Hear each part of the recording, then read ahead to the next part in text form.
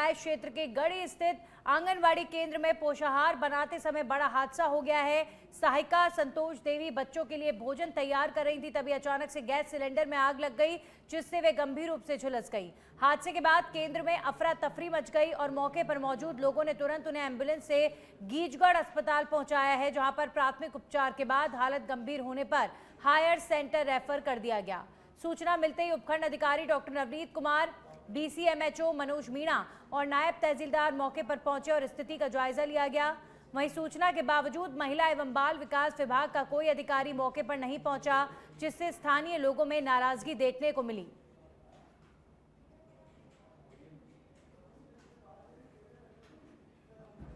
वहीं आबू रोड के तहलेटी स्थित मॉडल इंसुलेटर फैक्ट्री में एक दर्दनाक हादसे में श्रमिक की मौत हो गई है।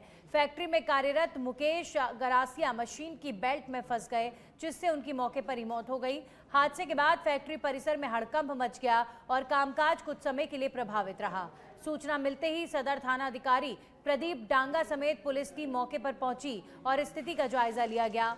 घटना की खबर मिलते ही परिजन और समाज के लोग फैक्ट्री पहुंचे और मुआवजा और नौकरी की मांग को लेकर मुख्य गेट पर धरना प्रदर्शन शुरू कर दिया।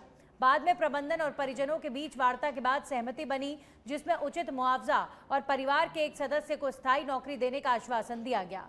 इसके बाद परिजन शव उठाने के लिए राजी हुए। पुलिस ने शव को कब्जे में लेकर मोर्चरी में रखवाया है और मामले की जांच शुरू कर दी गई है।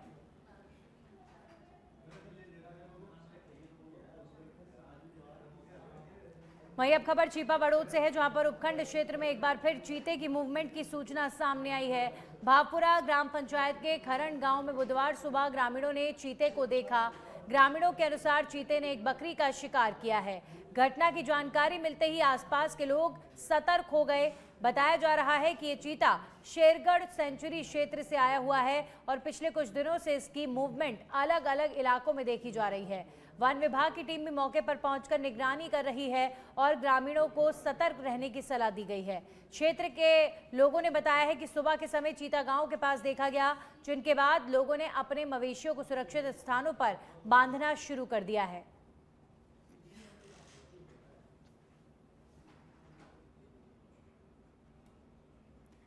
वहीं दूदू में बार एसोसिएशन ऑफ राजस्थान के सदस्यों के चुनाव को लेकर खासा उत्साह देखने को मिल रहा है।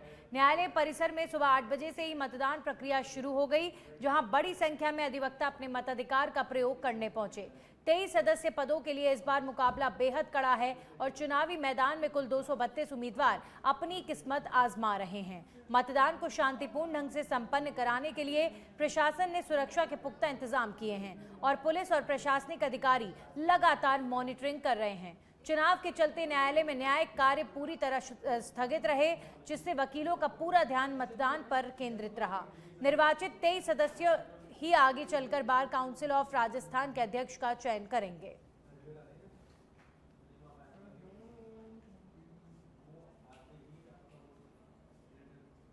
वहीं भरतपुर में बार काउंसिल ऑफ राजस्थान के लिए मतदान जारी है, जहां वकीलों में खासा उत्साह देखने को मिल रहा है। जिले में कुल 1040 मतदाता अपने मताधिकार का प्रयोग कर रहे हैं। ताजा आंकड़ों के अनुसार दोपहर 1 बजे तक करीब 350 अधिवक्ताओं ने वोट डाल दिए हैं। प्रदेश भर में 23 पदों के लिए 234 प्रत्याशी चुनावी मैदान में हैं, जिनकी किस्मत का फैसला आज मतदाता करेंगे।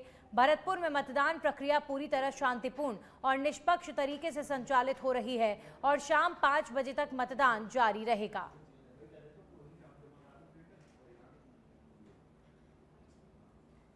आज बार काउंसिल ऑफ राजस्थान का पूरे राजस्थान में चुनाव हो रहा है, जिसमें 234 प्रत्याशी चुनाव लड़ रहे हैं।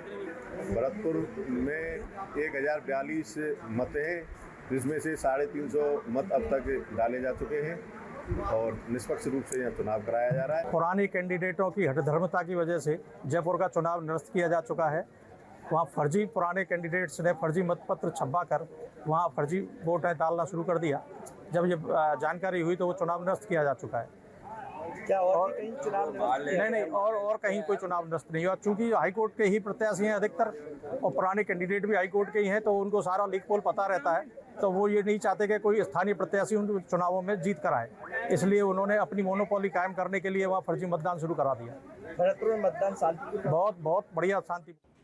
वहीं अजमेर विद्युत वितरण निगम श्रमिक संघ ने बिजली निगमों में बढ़ते निजीकरण और लंबित मांगों को लेकर राज्य सरकार के खिलाफ बड़ा और कड़ा रुख अपनाया है।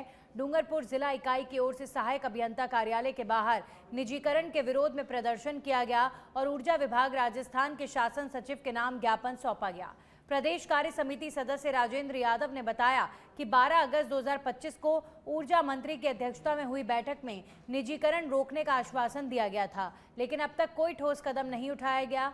उन्होंने कहा कि 26 दिसंबर 2025 को जयपुर में आयोजित श्रमिक आक्रोश रैली के माध्यम से भी सरकार को अवगत कराया गया, फिर भी स्थिति जस की तस बनी हुई है। संघ ने विशेष रूप से जोधपुर डिस्कॉम के निजीकरण प्रयासों का विरोध करते हुए चेतावनी दी है कि मांगे नहीं मानी गई तो 6 मई 2026 को जिला स्तर पर, 20 मई को डिस्कॉम मुख्यालय स्तर पर और 10 जून 2026 को जयपुर स्थित विद्युत भवन पर प्रदेश व्यापी बड़ा आंदोलन किया जाएगा।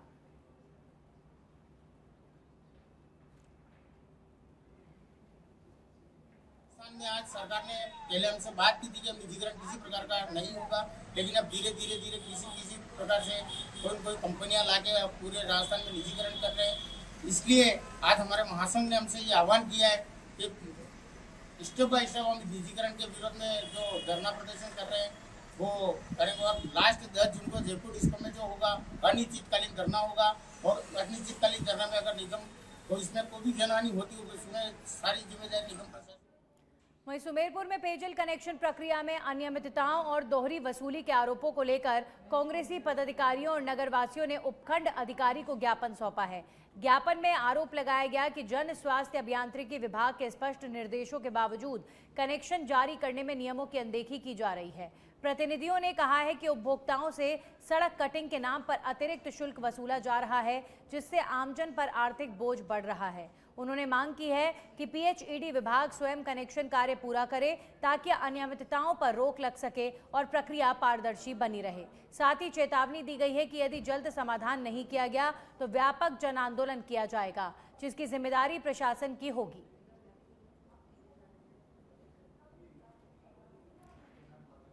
तो समाधान नहीं तो आंदोलन की चेतावनी।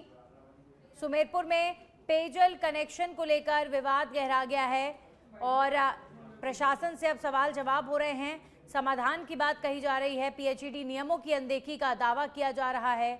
लोगों ने मांग की है कि पीएचईडी विभाग स्वयं कनेक्शन कार्य पूरा करे ताकि अनियमितताओं पर रोक लग सके और प्रक्रिया पारदर्शी बनी रहे। साथ ही चेतावनी दी गई है कि यदि जल्द समाधान नहीं किया गया तो व्यापक जन आंदोलन किया जाएगा, जिसकी जिम्मेदारी प्रशासन की होगी।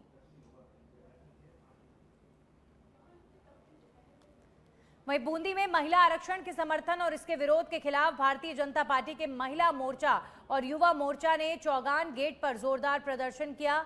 कार्यकर्ताओं ने हाथों में तख्तियां लेकर कांग्रेस के खिलाफ नारेबाजी की और महिला अधिकारों की अनदेखी का आरोप लगाया। शहर प्रवक्ता अभिषेक जैन ने बताया कि महिला मोर्चा जिला अध्यक्ष नुपुर मालव ने केंद्र सरकार द्वारा लाए गए नारी शक्ति वंदन अधिनियम को महिलाओं के अधिकारों की दिशा में बड़ा कदम बताते हुए विपक्ष पर विरोध का आरोप लगाया। पूर्व उप जिला प्रमुख डॉक्टर ब्रजबाला गुप्ता ने भी कांग्रेस पर निशाना साधते हुए कहा है कि महिला आरक्षण का विरोध महिलाओं के सम्मान के खिलाफ है। भाजपा नेता ओम धगाल ने 33% आरक्षण को महिलाओं के सशक्तिकरण की ऐतिहासिक पहल बताते हुए विपक्ष पर भ्रम फैलाने का आरोप लगाया है।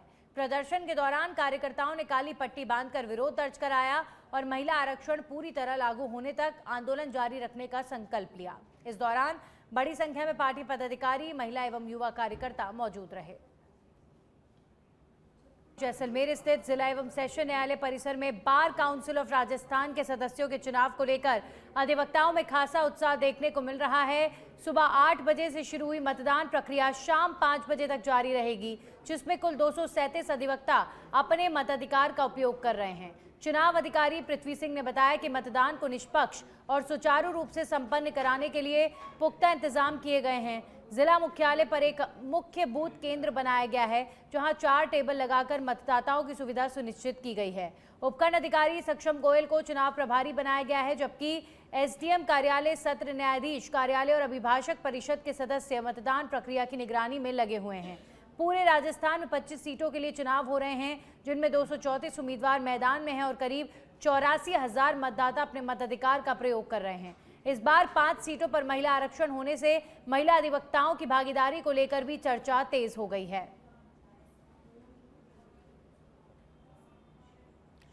वहीं शिवगंज में दिन दहाड़े बाइक चोरी की घटना सामने आई है, जिससे शहर में चोरी की बढ़ती वारदातों को लेकर चिंता बढ़ गई है। कलापुरा रोड स्थित बंद गली में सुबह एक बाइक चोरी हो गई। पीड़ित जीवाराम माली ने बताया कि उन्होंने अपनी बाइक लॉक कर रखी थी, लेकिन कुछ देर बाद लौटने पर वाहन मौके से गायब मिला। आसपास तलाश और पूछताछ के बावजूद बाइक का कोई सुराग नहीं लग सका। बताया जा रहा है कि पूरी वारदात सीसीटीवी कैमरे में कैद हो गई है। अज्ञात चोर बाइक लेकर फरार हो गए। पीड़ित ने थाने में रिपोर्ट देकर मामला दर्ज करने और कार्रवाई की मांग की है। वहीं शिवगंज से सड़क हादसे से घायल बाइक सवार युवक की उपचार के दौरान मौत हो गई है। शहर के औद्योगिक क्षेत्र में मंगलवार रात हुए हादसे में गंभीर रूप से घायल युवक को हायर सेंटर रेफर किया गया था, जहां पर इलाज के दौरान उसने दम तोड़ दिया। घटना के बाद परिजनों में शोक की लहर दौड़ गई है। सुबह शव को सिरोही जिला अस्पताल की मोर्चरी में लाया गया, जहां पर पुलिस ने परिजनों की रिपोर्ट पर पोस्टमार्टम की कार्रवाई कर शव उन्हें सौंप दिया है। बताया जा रहा है कि हादसा अज्ञात वाहन की टक्कर से हुआ था। पुलिस ने मामला दर्ज कर जांच शुरू कर दी है और फरार वाहन की तलाश की जा रही है। थानाधिकारी बाबूलाल राणा ने मामले की जानकारी दी है। लक्ष्मणगढ़ में नेशनल हाईवे स्थित बिजली विभाग कार्यालय पर अजमेर विद्युत वितरण निगम श्रमिक संघ ने बिजली निजीकरण के विरोध में प्रदर्शन कर ऊर्जा विभाग राजस्थान की शासन सचिव आरती डोगरा के नाम ज्ञापन सौंपा है। ये प्रदर्शन सीकर जिला अध्यक्ष राजकुमार भास्कर के नेतृत्व में किया गया। उन्होंने बताया कि पूर्व में भी निजीकरण रोकने को लेकर ज्ञापन सौंपा गया था, जिस पर आश्वासन मिला था, लेकिन अब तक कोई ठोस कार्रवाई नहीं हुई है। श्रमिक संघ ने आरोप लगाया कि मांगों पर ध्यान नहीं दिया जा रहा, जिससे कर्मचारियों में आक्रोश बढ़ रहा है। उन्होंने चेतावनी दी है कि यदि जल्द समाधान नहीं किया गया तो उग्र आंदोलन किया जाएगा।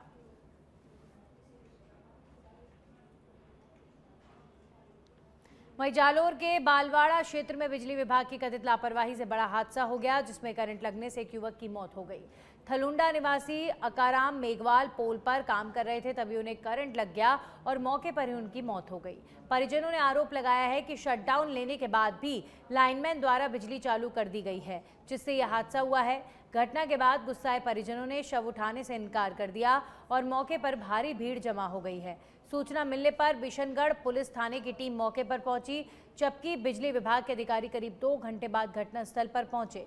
गांव में तनावपूर्ण माहौल बना हुआ है और परिजन निष्पक्ष जांच और कार्रवाई की मांग कर रहे हैं।